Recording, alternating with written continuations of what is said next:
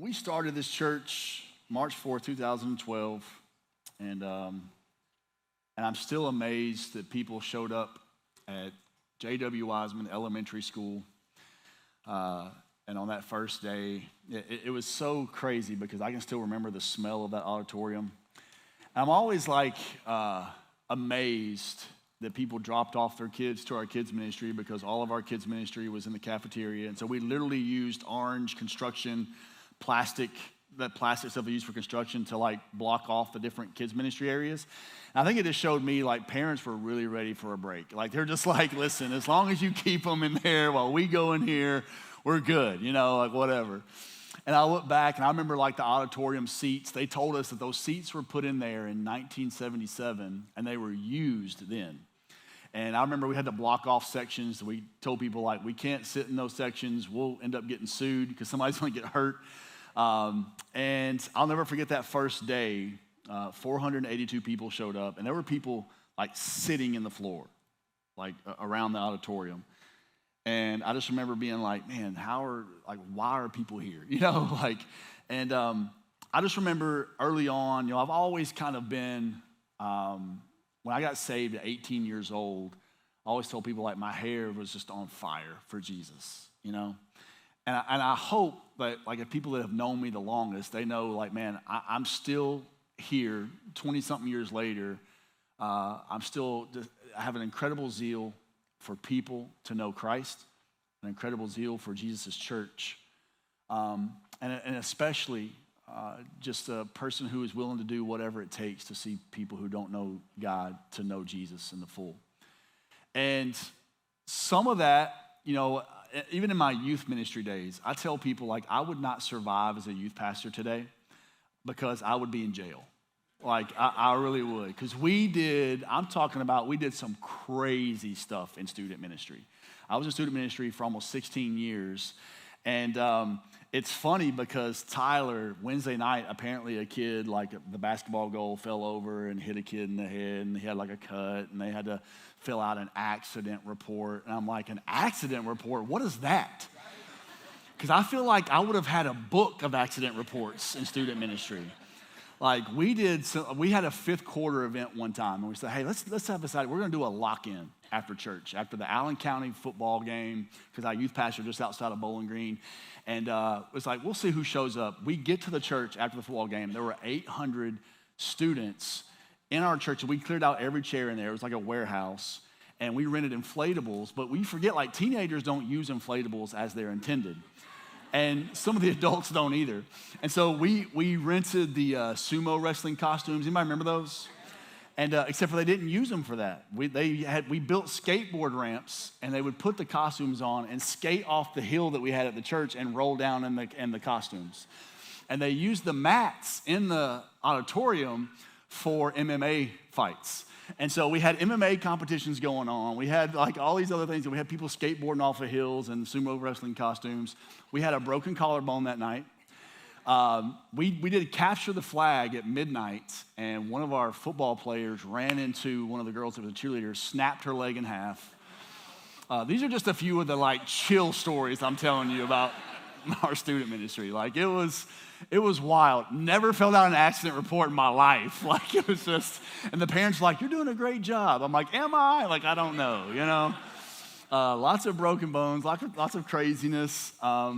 And so, I've always kind of had this heart to, whatever it takes. We would say things man, anything short of sin to reach people who are far from God. And so, when we started this church in 2012, we really wanted to be this modern church that was very attractional. We did all kinds of crazy, fun things to try to get people to come to church. And I look back at our method of ministry over the years, and here's what I know, is that even when some of the things were ridiculous and some of the things probably, pressed the envelope in a lot of areas, the thing that I've always seen about God throughout my entire life is that God uses us in spite of us sometimes.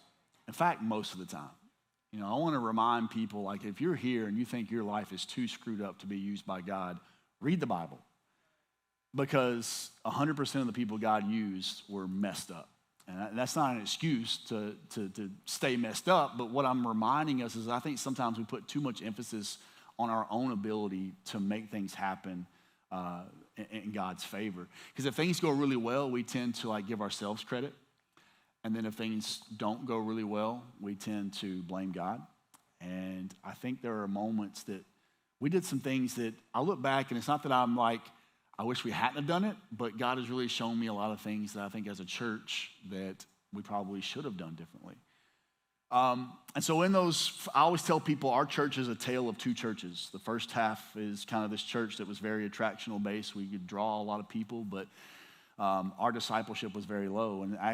And actually in 2015, I'm being very vulnerable with you guys in this moment, but in 2015 and 16, my family and I walked through some really, really, really dark moments for about 2 years solid. It was like one thing after another. I've shared some of those stories before. I don't have time to like walk through that today. But some of the stuff was like some deep trauma. Some of the things that happened to me as a kid that came back around as an adult. There were a lot of different things that happened in my life. My father passed away. It was a really heavy 2 years. And in that 2 years, it sent me on a deep journey. And what I realized is I grew up, being 18 years old, from the time I was 18 to my mid-30s, living in this modern church era that was very attractional based, but there wasn't a lot of deep discipleship. And I went on this journey where God led me to this place of like, he tore everything away from me to this, almost like this bottom moment to show me who he really was. And what I knew is like, man, I was a very gifted preacher, gifted evangelist, but I had a very low self-discipleship in my life. And so I went on a several-year journey for God really breaking me down and leading me to this beautiful place of realizing, man, I've done our church a disservice by not leading us to a place where our focus should be on formation and discipleship. What I know about the modern church in America is that everybody's looking to be very innovative. And we were trying to be innovative in everything that we did, but the problem is you can be so innovative in today's church that you innovate yourself out of the biblical story. And what I saw is that we were drifting away from what I believe the future of the church is ancient. I believe it is us realizing that, man, the first century church, the practices they had, the things that they focused on, if we will go back to that at being at the very forefront of who we are as the church of Jesus, we can't go wrong.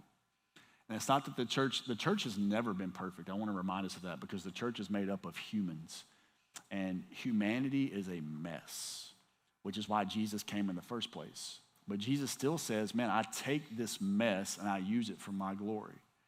And I put these broken pieces together to form something called the church. And so from about 2015 on, I went on my own journey because I tell people, like, I don't practice what I preach what I practice. In other words, I'm never going to teach you something, tell you something that God has not deeply convicted me in my own life and walked me through in my own life. And so, man, I started learning, and there were things that I discovered about God and things that I discovered about the Bible that nobody ever taught me. You ever like found out something? If you've been a Christian long enough, there's going to be a moment in your life you're going to like, why didn't people tell me God was this incredible? That the Bible was this amazing, that the presence of God is this beautiful, that this life transforming. And I got to this place where I had been a Christian for 20-something years, but I had not experienced the abundant life that Jesus had promised. And so I started slowly going on this journey, and then about 2019 and 2021, I started having conversations with our staff of like, hey, we really want to shift our focus to like, we don't want to just be like this Sunday-focused church. We really want to be a church that starts diving into formation and discipleship. And here's what I know is like a lot of people, when you say those kind of things, they're like, man, that's exciting. But most of the tension that I have today with like leaders, staff, or people are usually with people who have been here the longest. And the reason why, it's kind of like, have you ever told your kids something, but then like later on you have to tell them like, hey, I was wrong about that? And so most of the time, the tension that we have is usually me arguing with the old version of myself through people who have been here really long. And so they're like, but I thought we did this. And it's like, yeah, we used to do that. We don't do that anymore. Like, please stop reminding me of the things we used to do. Like, I'm trying to lead us to new areas. And what you can even know is that, like, maybe if you've been here the last 3 years and you have taken the steps that we have challenged you to take in getting connected, your discipleship process has probably exponentially grown faster than those who have been here the longest for the majority. And the reason why is because you have experienced a different version of our church. Like, I've had people say, like, man, I wish I would have discovered you guys 8 years ago. I'm like, maybe not. Maybe not, Because some people have stuck it out through the growing pains. Some people have stuck it out. I tell people we are still on a 12-year experiment. I've never started a church before, never pastored a church before. And 12 years later, like, we're still figuring things out by the grace of God. And what's incredible is I told our staff in 2021, I was like, listen, our church is probably going to like lose half its people because we're really going to stop being so attractional based. And what's been amazing, by the grace of God, our church has exponentially grown. Like, I can't even explain it. Like, it's really weird. I keep, like, preaching hard messages, and people keep bringing their friends. So I don't know. It's like this weird deal. Like, man, that really stepped on my toes. You got to experience this, Like, you take your shoes off. You'll love it. But anyways. And it's hard because if you've been with me over the years, I think about, like, man, Nick Tuttle, it's funny because we joke all the time about how, like, the language even of our church has changed so much of different things that we used to say and do. And most of you, like, I get it. It can feel exhausting when you're like, man, we're changing our values again. We're changing this wording again. And most of you will never carry the weight that I carry because you don't have to stand before God to give an account to lead this church. And so for a lot of you, it can feel like, oh, we're changing some sayings, we're changing some writings. But for me, it's me wrestling in prayer with God. God, how do you want me to lead this church? Because you don't have to stand before God for that, I do. And so while some of us joke about all the change and some of us get frustrated with the change, it's what keeps me up at night. There's not a Saturday that goes by that I don't think to myself, I don't know that I want to do this tomorrow. Because it's daunting. It's hard. It's real. Like, what I do is not just giving you a motivational speech. When I'm crafting and praying through a sermon, I'm thinking about real marriages, real life moments that are happening within our church, real situations that people need the gospel to help intertwine. You just don't need a shot in the arm for the next 24 hours. You need something that you can apply to your life that's going to transform you for years to come. That's what keeps me up at night. And it's also what terrifies me and makes me not want to do this. I told God I never wanted to be a pastor. I tell him all the time, God, I told you I didn't want to do this. But yet here I am. Because he told me, he called me to this. And when you're called to this, there's moments when you don't want to do it, but there's something within your heart that just tells you, keep going because it's worth it.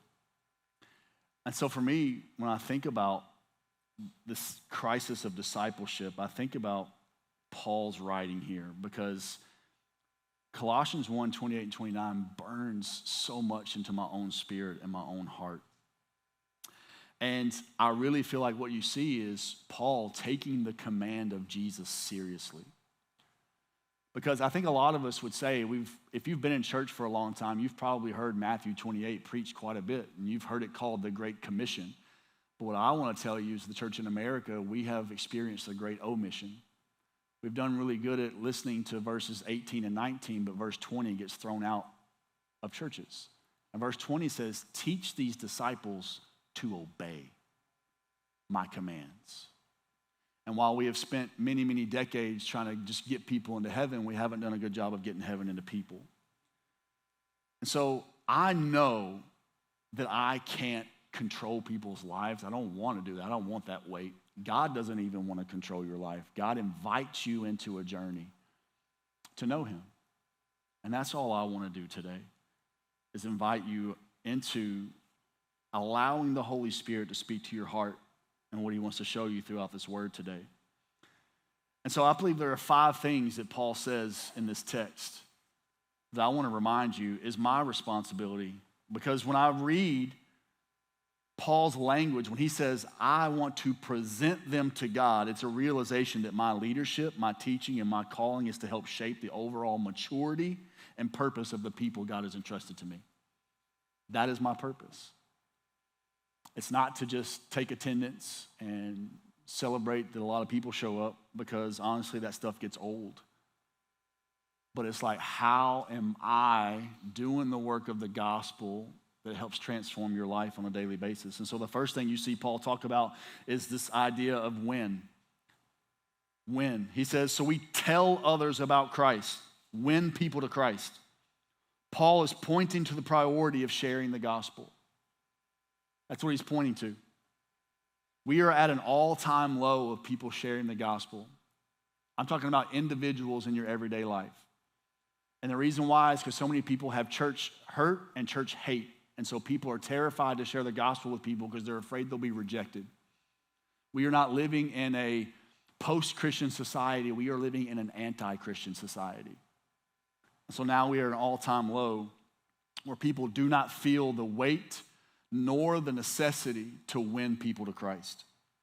People are just disinterested and they are indifferent and indignant toward the church. And so then Paul says, my job is to warn. As a spiritual father to the churches that he cares for, I got to understand, like as a pastor, my job is to announce the good news, but it's also to warn you about the tough road that lies ahead as a follower of Jesus. Like Jesus did that with his disciples all the time. He's like, you got to know that, man, you are going to experience suffering in this world. You are going to come up against the lures of the world. You're going to come up against the lies of Satan. You're going to come up against the lust of the flesh. And so, man, my job is to help warn you of this road that's going to be tough ahead and help equip you to actually navigate those roads as you walk through it. That's what his job was, and that's what my job is as your pastor. He says, man, I want to teach. This idea of teaching. I love what he says in verse 25. This is something, man, that resonates in my soul. He says, God has given me the responsibility of serving his church by proclaiming his entire message to you. My job is to serve you by teaching you, showing you, letting my life be an example, letting my words be an example. My role as your pastor is not to just teach you the basics of the Christian life, but it's to teach you how to pray, teach you how to defend the faith, teach you how to live in unity in community with other believers and those who don't believe, how to live in the world but not be of it.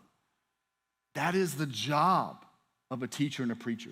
When I first started preaching, I'd go to conferences and they would say things like this, and I get it, like the cliche, I get the illustration, I get what they're trying to say, but I think we kind of overuse this. They would say, hey, when you're teaching people the Bible, put the cookies on the bottom shelf. Anybody ever heard that illustration? It basically means like, hey, make it really easy to understand so that everybody can comprehend it. And that's a good thing, but I also think we have taken that so literal because when I read through the Gospels, I don't know that Jesus ever gave his disciples a cookie.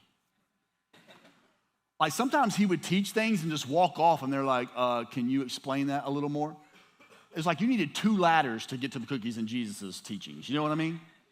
And the problem is because we are so elementary in our faith and so elementary in our spiritual walk, is that we've put the cookies on the bottom shelf for so long, we have a lot of diabetic, spiritually lazy Christians who come every single week wanting their sugar fix, but don't want to have to work for a truth that could change your life forever. And while you feel good on a Sunday, you go through Monday and you don't have anything sustainable to hold you through. Many people have been told, but they have not been taught. I was thinking about that with my son yesterday. It was so fun. I got to teach my 9-year-old how to use a zero-turn mower. And so he sat in my lap, and I thought, man, he's going to be done halfway through the front yard, you know, because it takes about an hour and a half to mow our yard. And so now if you know me, you know this is a very, very huge test to my discipleship to Jesus. Because I'm OCD. And I like to try to, I'm not like a great landscape person, but I do like to try to have some decent lines in my yard.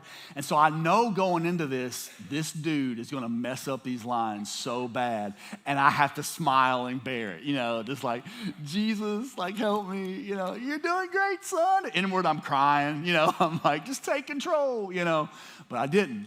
And it was awesome. He wanted to mow the whole yard. He wanted to do everything. And he got like 3/4 of our backyard, he mowed it all by himself. Like I said, man, I'm just enjoying the ride. Like he's turning it around, he's going, and I'm like watching him do this, right? And it was cool because this morning I said, come here. I said, look out the backyard. I said, you see that? I said, see those lines? I said, you did that, buddy. I said, here's the cool thing. I said, did you create that grass? He said, no, sir. I said, who did? He said, God. I said, you know what God said? He said, I'm going to give you the privilege and opportunity to take care of what I give you. I said, man, you did that. And in that moment, I wanted him to see, I wanted him to learn something about God and about himself and about purpose and about work. That's my job every single week. My job is not to get you to mow the yard. My job is to get you to see the kind of purpose and meaning God has brought to your life, to teach you to follow the ways of Jesus and how to apply that to your life. And so some of us, we've been told things, but we haven't been taught. And he says, I want to present. This is referring to spiritual maturity. It doesn't mean you are perfect in behavior. When he says, I want to present them perfect to Jesus Christ, he's talking about spiritual maturity. The goal of winning and warning and teaching is about presenting spiritual maturity. I am held accountable for how I lead you in that. And you cannot be spiritually mature if you are emotionally immature. And we still have a lot of people who are in their 30s and 40s who are still emotionally immature, and so they can't grow spiritually because you're still dealing with your past dysfunctions and trauma and things that you have not processed and given to the Lord and allowed your formation and discipleship to change you from the inside out. And then he says, this is why I work. He says, this is what I do, this is why I do it, and this is how hard it is. Imagine doing a job where you only get maybe a 10% ROI. That's what it feels like to pastors sometimes. And I'm not saying all this stuff for a pity party. I'm just trying to get you guys to realize what we do matters. It's real. It's like going on a free trip to Disney with your kids. And the entire time they're fighting in the back seat about how they're looking at each other, how their stuff's touching each other, right? Like, he won't let me have my headphones. He won't let me play my game. Blah, blah, blah. Then you get to the hotel. I know you probably never realized this as a parent, right? And you get there, and they're complaining about the bed. And then you go out to eat. I don't want to eat there. And we're on a free trip to Disney, fools. Just be grateful, right? That's what it's like to lead a church, You're like, we get to be a part of the kingdom of heaven, y'all. Stop fighting over trivial stuff. Stop being selfish. Stop being greedy. That's just what it's like sometimes, And a lot of it is because of stuff that I've played a contribution to. I want you to know that everything I'm talking about today, I have contributed to the problem in America. And it is a discipleship problem. It's a discipleship issue. It's a crisis. The modern church in America has done a great job attracting consumers, but not equipping Christians. In fact, in the modern church in America, everything that defines success is defined by the 4 B's: butts, buildings, buzz, and budgets. It's how many people come, how big can you build a building, are people talking about all this stuff? And that stuff consumes people to where really we've turned the church in America just to another company. And so now we are experiencing the result of that over the last several decades. It's led to several issues, and I'm going to talk about 3 issues that it's led to because of this discipleship crisis. The first thing that discipleship crisis has led to is the nominal or consumeristic Christianity. And again, I want to remind you, I have contributed to all of this. It's more about having a label. We've prayed people into Christ, but not many people have prayed Christ in me. So the church has become a product-focused thing and over people-focused. It's all about Sunday, which is why we've said over the last couple of years that, man, we are trying to become more focused about being a church around a table than not just a church around a stage. Don't get me wrong, this is one of the most important things we can do is to gather and sing together and teach and all those things, but it is not even the most vital thing that leads to your transformation. It is church around a table. It's community with other believers. That is a staple in the scriptures to the church of Jesus. I started thinking about, like, when we started the church, man, there was so much tension. I have closer relationships with pastors and are more generous and giving and life-giving and connections with pastors who live hours away from me than in our own backyard. And it's not because of not trying, but it's because we live in a very divided time in the modern church of America, because we've turned churches almost like into competitors in other businesses. You have Walmart churches and Dollar General churches. And those people are like, I don't go to Walmart, well, I don't go to Dollar General. And so really what happens is the modern church in America, here's what becomes their mission: compete with other churches for people's attendance, attention, and influence. That is what the church in America has become. Now, I'm thankful because by the grace of God, God is slowly mending some of those relationships, and we're seeing a lot of those things be developed within our community, but it's still a stretch. It's still hard because every person, that becomes their MO, is like, you're taking my people, you're taking my money, you're taking my influence, and instead of realizing we are all trying to reach people for the kingdom of God. Now, we tend to consume church like Netflix or another app. That's what church has become. It's no longer about prayer, serving, community, generosity, justice, obedience, and disciple making. It's about consumption. When we killed our live stream, so many people got so upset. They messaged us like, I can't believe you took down your live stream. Well, I was going to watch on Sunday morning. And it's like, I don't care how many of you watch. I care how many of you engage. And what most people don't realize is that every time we stop something like that, somebody complains, but you're not willing to volunteer the time that it takes to actually make that thing happen. People don't realize the hard work that Juan Baltazar puts into all of our production stuff so that people can hear the gospel, and experience things on a level where they can, at their own comfort. A lot of people will watch before they come into our church, and I appreciate that, but our live stream wasn't worth the ROI.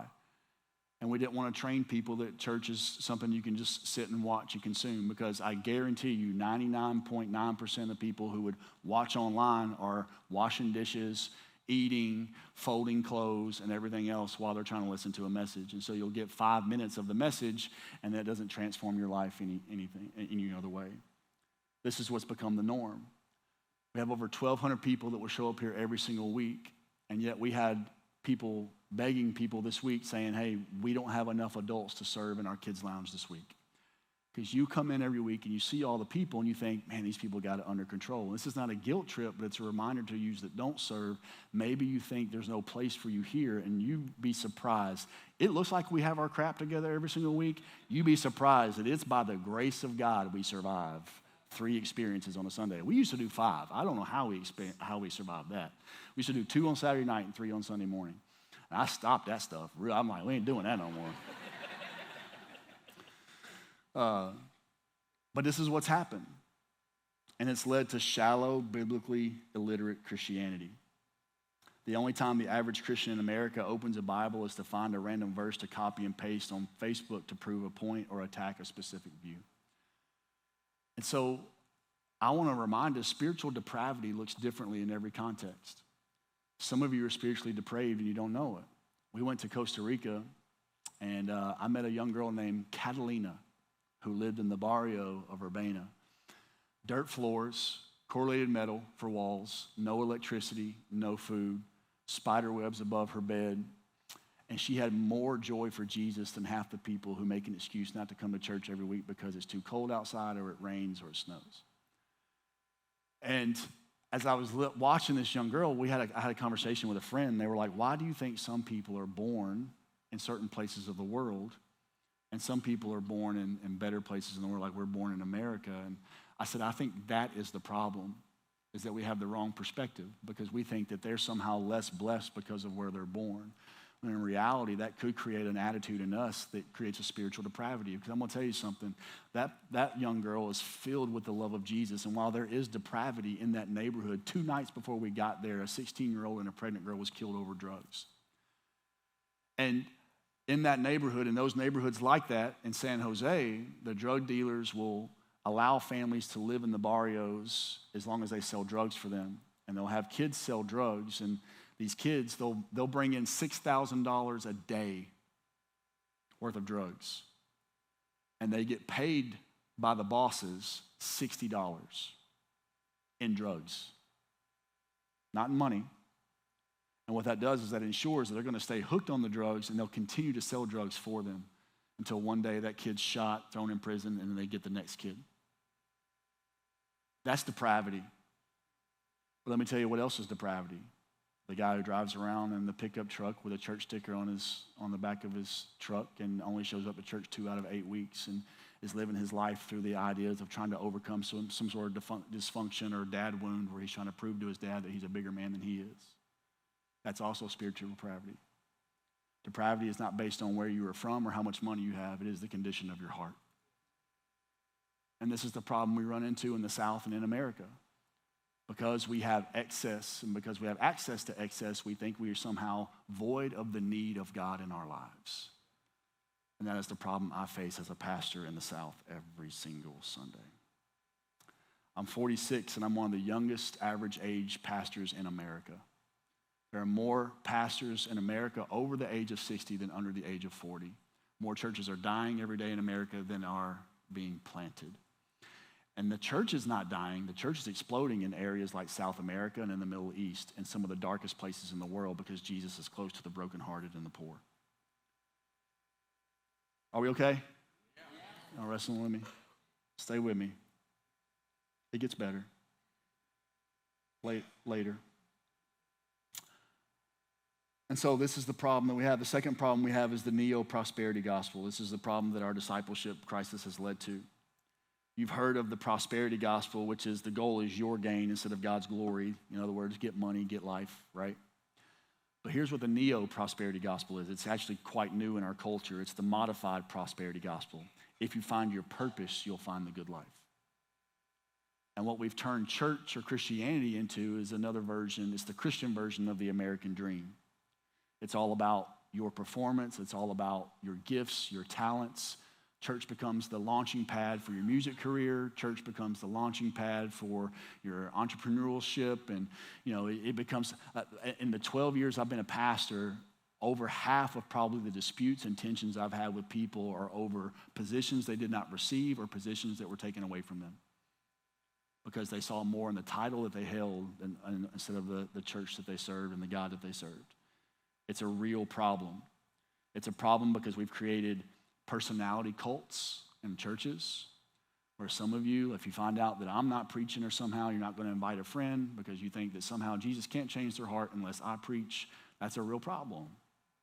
It's a personality. It's a cult of personality. And it's part of the issue because we find it, the churches and schools are not places where we go to allow our kids to be formed or we go to be formed anymore. It's a place where we go to perform.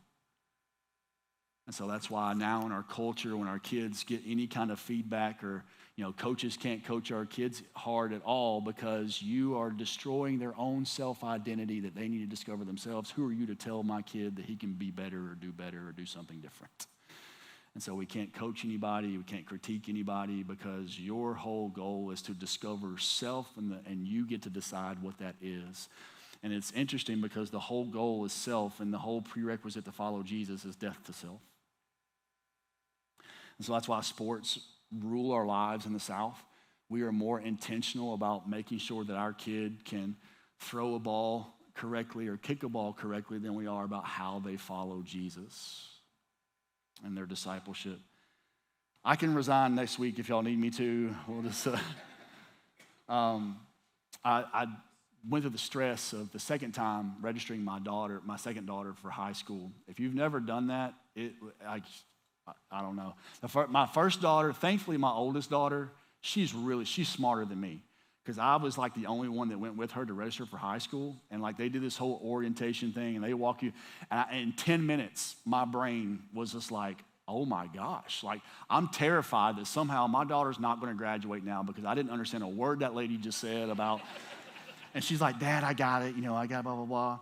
And so, but it's crazy how detailed they are. As a freshman, coming in out of middle school, to choose a pathway, and you have to choose all the right classes. If you don't choose the right classes, you're not going to get to the right pathway. I'm like, they're 14 years old.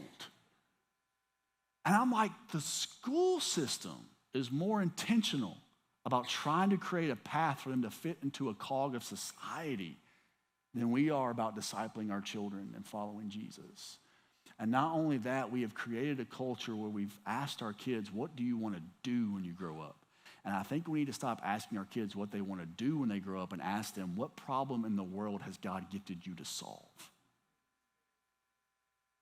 Because it changes the way I approach my future. And the goal has become just get to college and perform. My son is 9, and they have put this weight in his head this year that, man, if you don't pass this test correctly, you're going to have to go to summer school.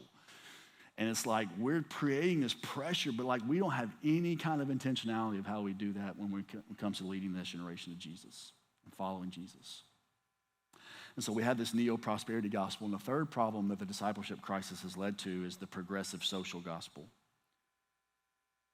And this is a Marxist worldview.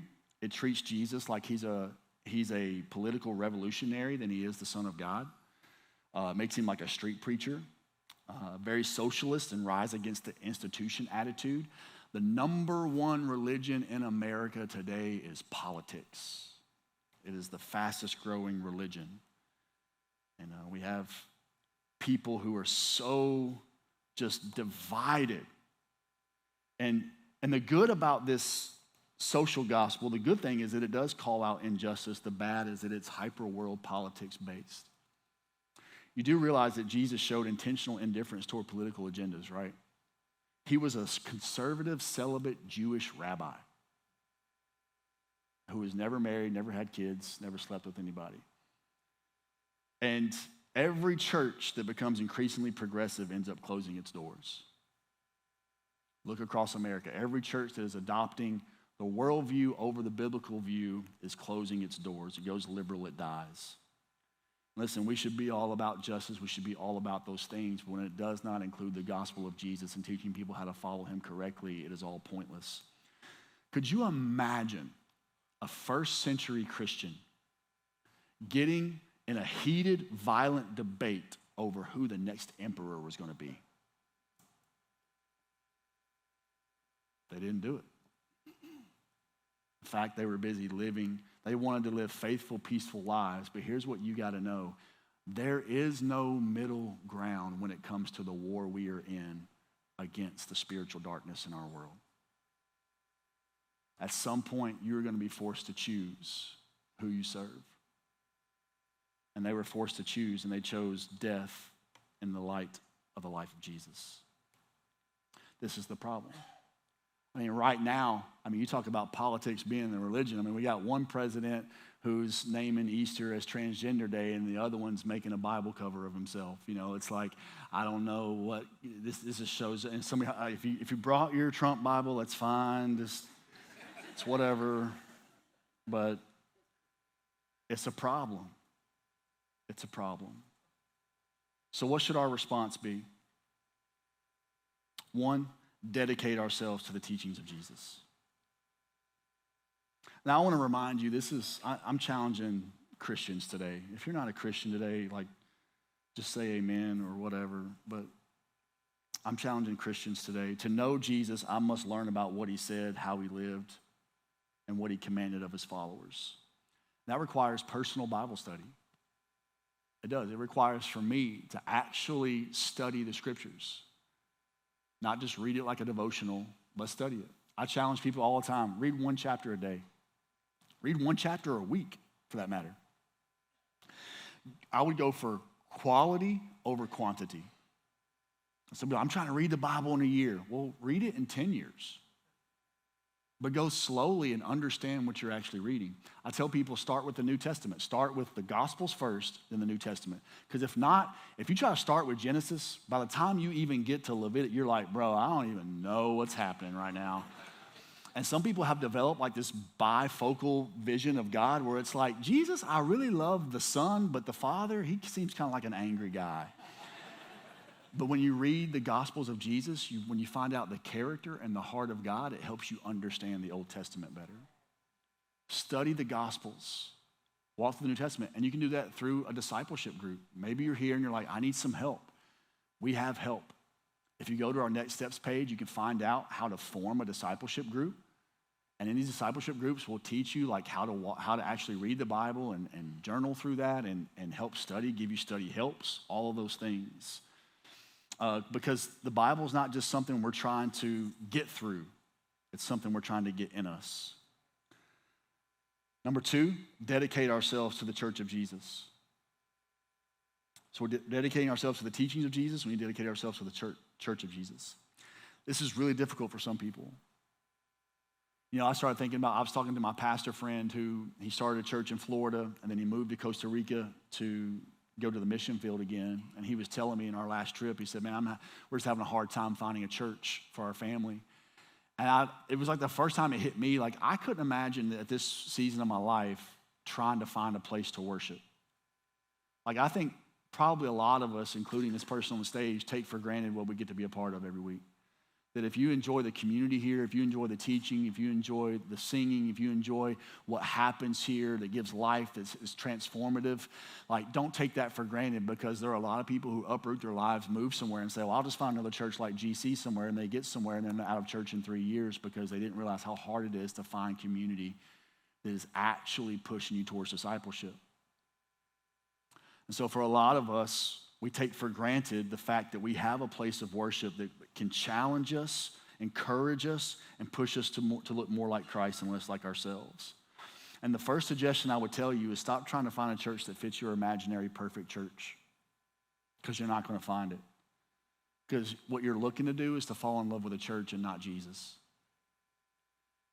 And here's the thing I want you to know is that when you love Jesus deeply, you'll love the church correctly. Because you know what getting connected to the church of Jesus actually does? It requires you to intentionally put yourself in vulnerable positions that lead you to opportunities. You know what those opportunities are? To forgive somebody. Isn't it crazy how like we talk about forgiveness and grace, but in order for us to even understand forgiveness and grace, it actually requires you to be put in a position to show forgiveness and grace. Which means what? Somebody's going to hurt you. You're going to get opportunities to give and serve and have community. And you're also going to get opportunities to feel lonely. You're going to get opportunities to feel loved. And you're also going to get opportunities to feel forgotten. Do you know why? At some point, you will experience every single one of those emotions in any church that you go to. You know why? Because it's filled with human beings trying to figure out how to live more like Jesus. That's the reality. And it doesn't matter the size either. I've seen people feel disconnected in a church of 40 people. I've seen people feel excited and loved and seen in a church of thousands of people. It's about your personal engagement and saying, man, I believe in the church of Jesus, as imperfect as it is. I believe in it. At some point, you're going to experience all those emotions. I'm the pastor of this church, and I've experienced all those emotions. And last but not least, dedicate ourselves to the same prayer life as Jesus. That was the only thing the disciples ever asked Jesus to intentionally teach them. You know why? He prayed differently than any other rabbi or teacher. How did Jesus pray? Well, he prayed daily. He prayed in secret. He prayed with his friends and followers. He prayed with and for others in public. He just prayed all the time. And what's incredible is when you read John 17, that's your homework today, go read John 17, 9 through 26. He prayed for us. He prayed for the church. He prayed for his future followers. I'm not going to read the text, but I'll tell you the 4 main things he prayed for. And one of the things he prayed for 3 times. One was unity. 3 different times throughout John 17 in his prayer for the church. He prayed that we would be unified. In fact, he said, may the world know that you're my disciples by the way you love one another. Unify the church, Jesus. Unify the church, Jesus. Build your church. Build your church. The second thing he prayed for was safety. He said, protect them from the evil one. We have a real enemy who is out there. That's why Paul says, I'm here to warn you. There is a real enemy. And the moment you decide to follow Jesus, he's going to do everything he can to destroy the character of God, to destroy your trust in him. That's exactly what he did to Adam and Eve in the garden. And then he prayed for holiness. And guess what he said, how holiness would come? Through the word of truth. Guess what that requires? Being in the word. And then he prayed that we would be fruitful. And that as people see our lives, they go, there must be a God.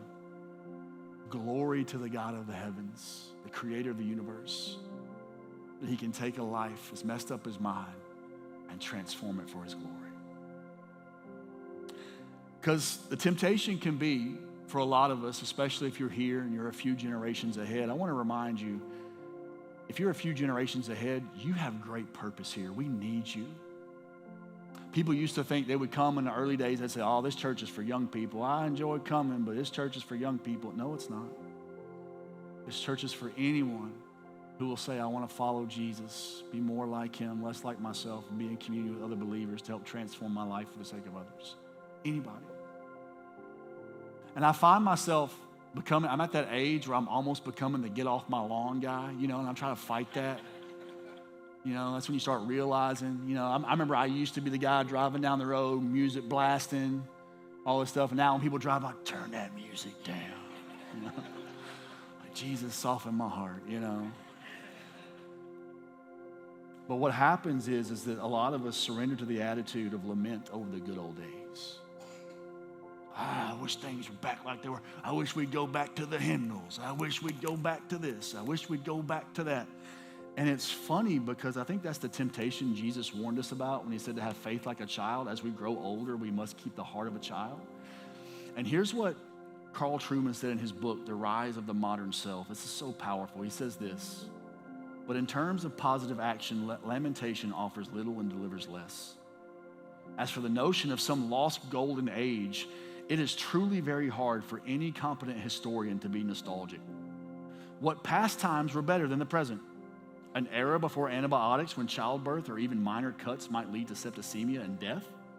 What about the great days of the 19th century when the church was culturally powerful and marriage was between one man and one woman for life, but little children worked in factories and swept chimneys? Perhaps the Great Depression, the Second World War, the era of Vietnam? Every age has had its darkness and its dangers. The task of the Christian is not to whine about the moment in which he or she lives, but to understand its problems and respond appropriately to them. I think our appropriate response today is to come before the Lord and ask him, Jesus, how are you wanting to transform my life? How does my discipleship to you need to change? How do we as the church and this community make an impact on people in our circles where we work, live, and play? Stand with me as we get ready to respond. We're going to respond by taking communion today. It's First Sunday. We always take communion as a church. And so in a moment, they're going to lead you to come forward and grab the elements. And I just want to remind you, I'm not going to come back up here and lead you through that. You're going to take it on your own. But you're going to wait for Doug to dismiss us. We're going to take a few minutes to respond. All I'm asking you to do is to ask the Holy Spirit, how do you want me to respond today? What next step do I need to take? Because none of this is out of guilt and manipulation. It's grace and truth. It's out of love. I just want to let you know we are going a certain direction, and it is all about community. It's all about formation and discipleship. Because I want to remind you that the better our discipleship goes, the more people we will reach for the kingdom of heaven. And so today, it's just an invitation. If you want to join me and a core group of people in this church who are all about that we're running hard after discipleship and formation and community and moving on mission, we invite you to join that. Whatever your next step is, just ask the Holy Spirit to guide you. Jesus, right now, Pour out your love in this room. God, as we receive this word today, I pray, Lord, that we would receive it with grace as you gave it to me. God, in 2015 and 16, my heart was literally shattered over the thought that I was not leading your church correctly. But God, you did it in such grace. You led me to a heart of knowing you and loving you and obeying you. And God, I truly have discovered the abundant life. And that's what I want for the people in this room. I want them to discover the real abundant life. It's found in you, knowing and becoming like you. So pour out your Holy Spirit today, and may we respond as we partake in the Lord's Supper. In Christ's name.